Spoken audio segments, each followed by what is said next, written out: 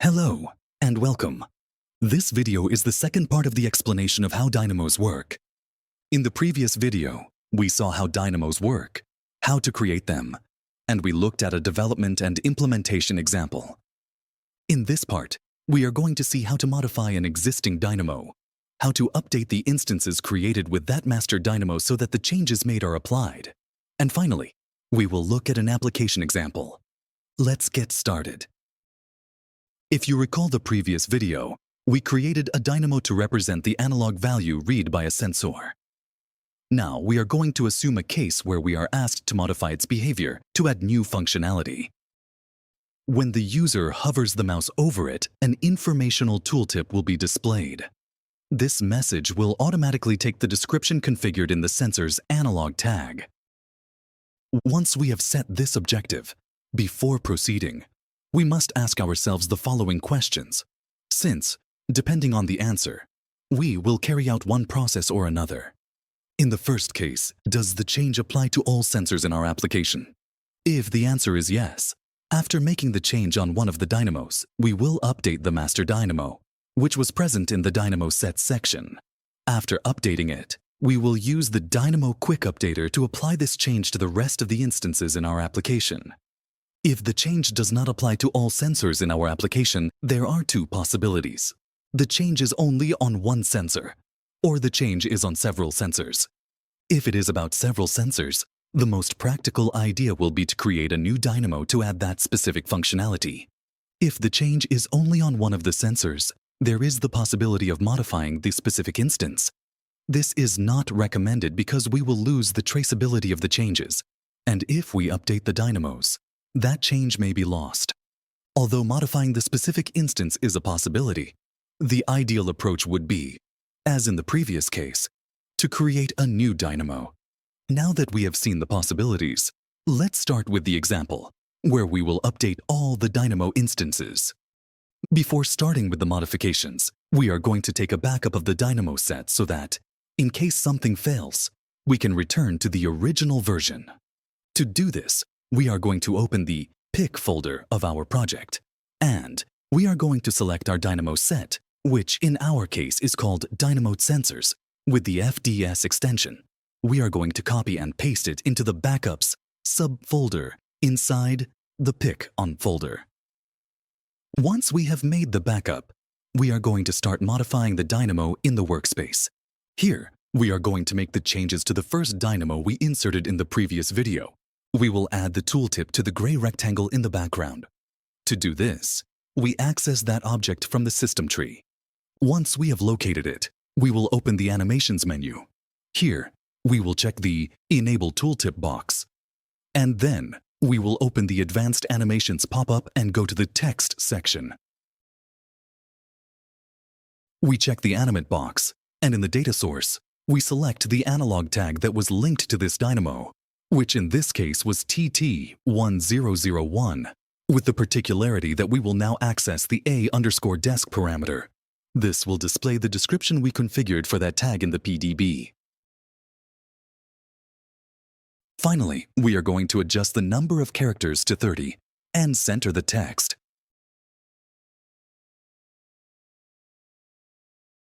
Now, we only need to modify the form to include this new property. To do this, we are going to access the Visual Basic Editor and edit the dynamo's form.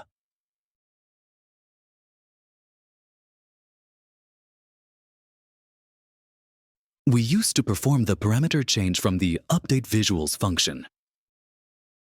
We are going to update it with this code snippet that I had prepared previously. In summary, what it does is search for the animated description property within our dynamos group. This property corresponds to the tooltip text that we just configured. When the script finds this property, it replaces the existing tag with the new one that has been introduced. Now comes the part about updating our master dynamo.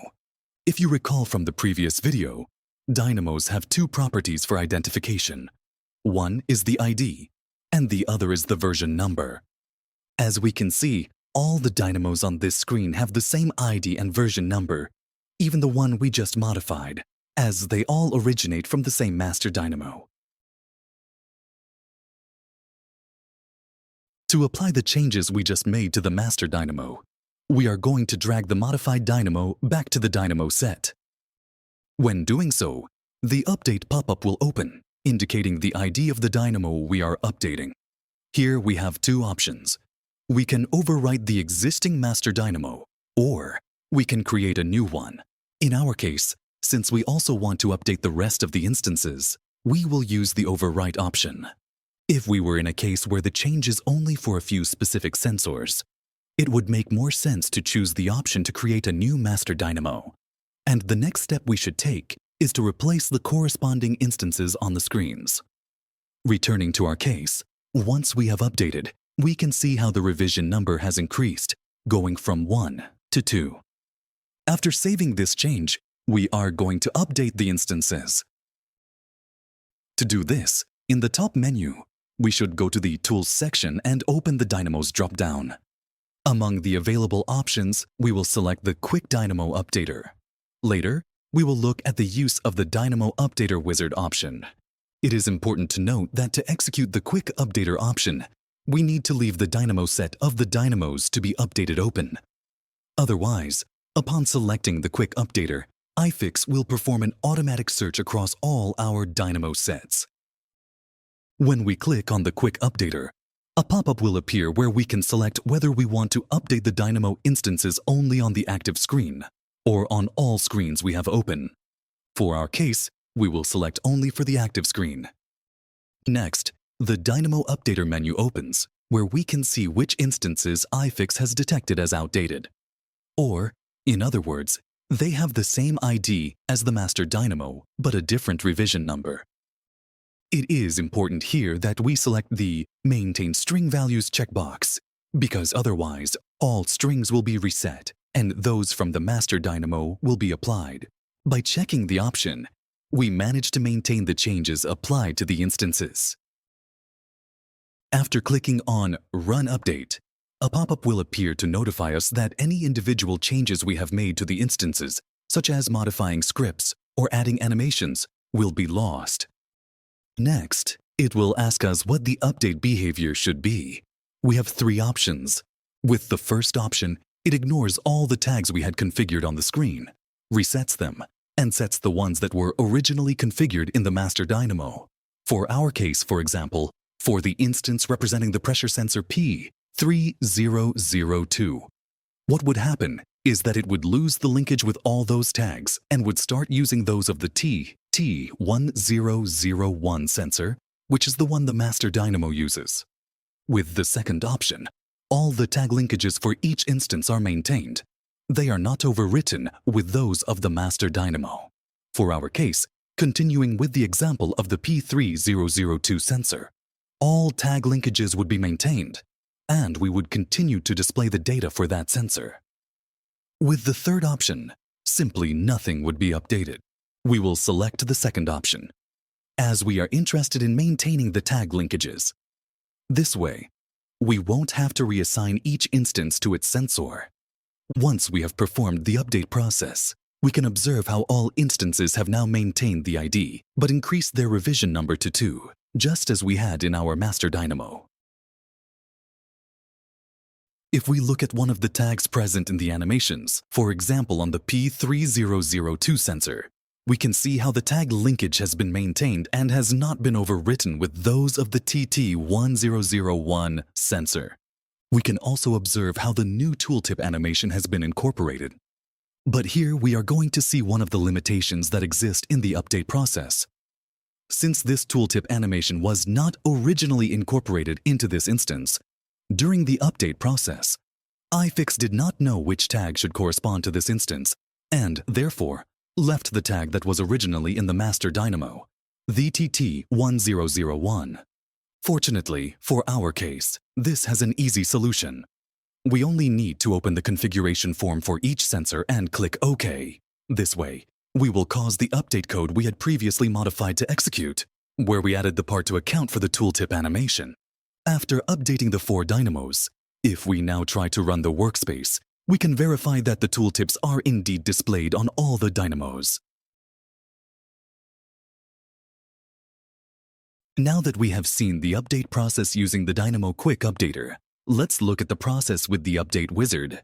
Through the wizard, we can have more precise control over what we want to update.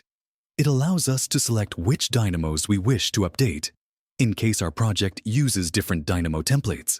It also allows us to select on which screen's pictures we want to execute the updates. To test this functionality, we have restored the project to an earlier version in which we had not yet updated the Dynamo instances. As we can see, the revision number is still 1. To execute the Update Wizard, we will go again to the Tools tab, open the Dynamos menu, and select the Update Wizard.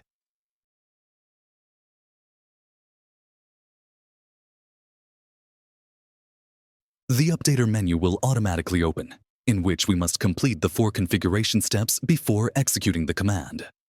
The first step, just as we did with the Quick Updater, is to configure what the update behavior will be. With the first option, all data sources were replaced with those of the Master Dynamo. Therefore, we lost all the connections we had made in our instances. With the second option, the data sources were maintained, unless they were new animations that were not previously in the instances. Afterwards, we also had the option not to update the instances, or to select one by one which behavior we want. In the case that, for example, we have more than one type of Master Dynamo, and we want different behaviors based on the element. For our case, we will select the second option to preserve the data sources just as we had configured them. In the next step, we configure how we want to save the update logs, choosing the file path and name, and whether we want to create a new one or overwrite it. In our case, we will leave it as default.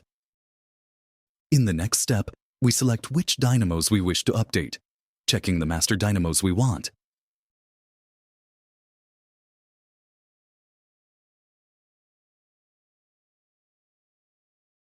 And we also check the screens on which we want to apply the updates. This is the step that differentiates the Quick Updater from the Update Wizard. Here, we have greater control over which dynamos we want to update and on which screens. Generally, I prefer to use this method as it is more precise and provides greater control. For our case, we are going to check the dynamo we created, which is in the dynamo set called dynamo_sensors. And on the screen side, we will update the instances on the main synoptic and parameters to screens. Once we have selected them, we execute the updater.